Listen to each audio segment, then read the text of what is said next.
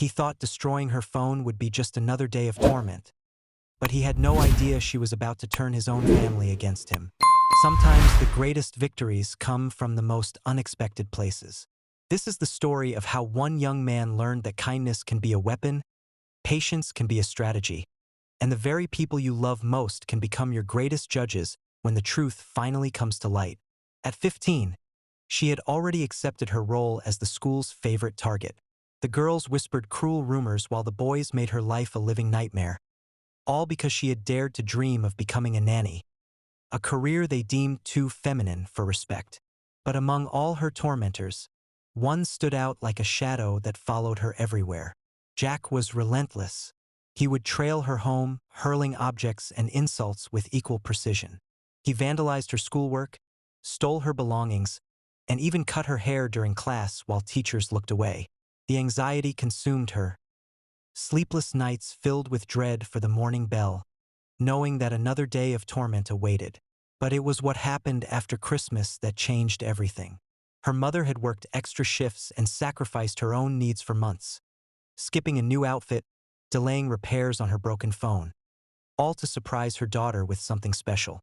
It wasn't the latest model, but when she unwrapped that first phone, it felt like holding pure love in her hands. Jack discovered it within days. What happened next would be seared into her memory forever. He snatched the phone from her trembling hands, scrolling through her messages with cruel delight. "Look at this," he laughed to his friends.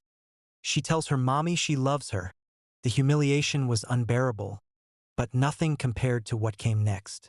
He threw it to the ground and stomped on it, again and again, until the screen was nothing but fractured glass and the casing lay in pieces. Years of her mother's sacrifice, destroyed in seconds for the entertainment of a crowd. As she knelt among the fragments of her phone, something inside her shifted. The tears stopped flowing, replaced by something colder, more calculated. If Jack wanted to play games, she would show him what a real strategist looked like. Through careful observation and subtle questioning, she learned Jack's family dynamics.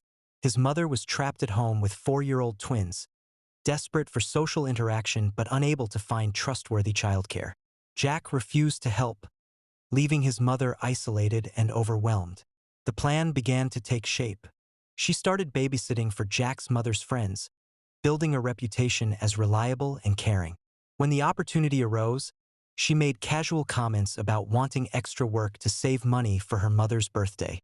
Like clockwork, the recommendation came. Jack's mother needed help, and she was the perfect solution. For weeks, she entered enemy territory twice a week, caring for Jack's little sisters while he was out with friends. The irony was delicious. The boy who tormented her at school was now dependent on her kindness toward his family. When their paths crossed at home, she could see the rage burning in his eyes, but he was powerless. His mother would never tolerate rudeness toward the sweet girl who brought such joy to her daughters.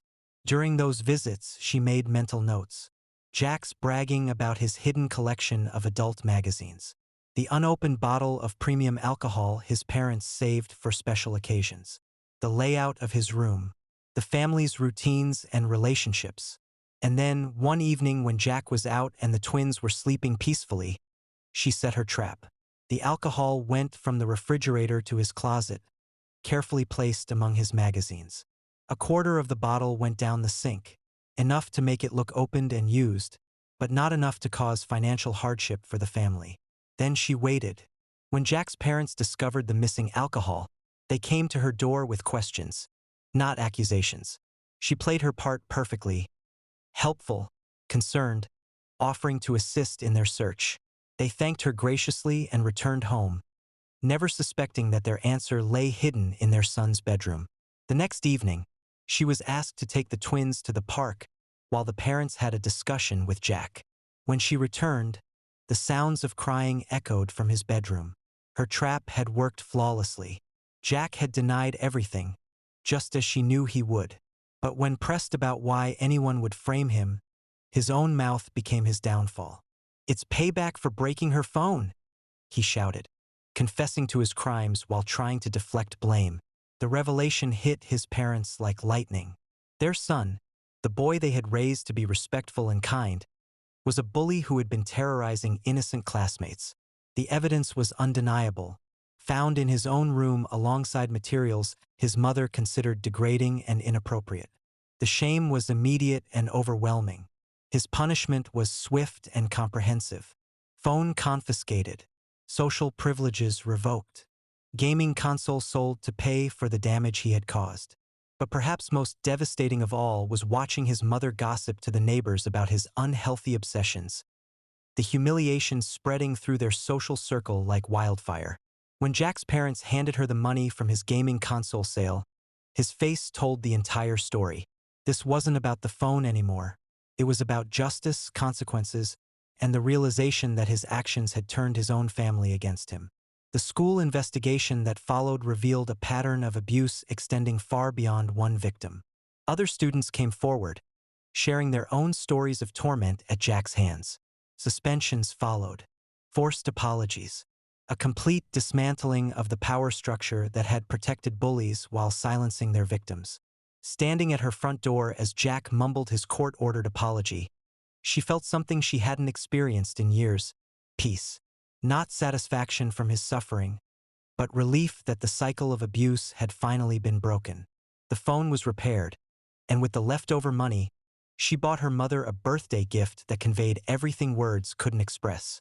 But the real gift was something far more valuable: the knowledge that sometimes the smallest acts of kindness can create the biggest changes, and that patience and strategy can accomplish what anger and retaliation never could. Jack learned that day that every action has consequences, and sometimes those consequences come wrapped in the very love and trust you've taken for granted. His family, the people who should have been his greatest allies, became the instruments of his accountability when they discovered who he really was beneath the facade. In the end, she had given him something more valuable than punishment. She had given him the opportunity to become better. Whether he chose to take it remained to be seen, but the lesson was delivered with surgical precision. Treat others the way you want to be treated, because the person you torment today might just be the one holding your future in their hands tomorrow. Sometimes the best revenge isn't about bringing someone down. It's about lifting yourself up and letting the truth speak for itself. And sometimes that truth comes from the most unexpected source of all: the very people who love us most, finally seeing us for who we really are.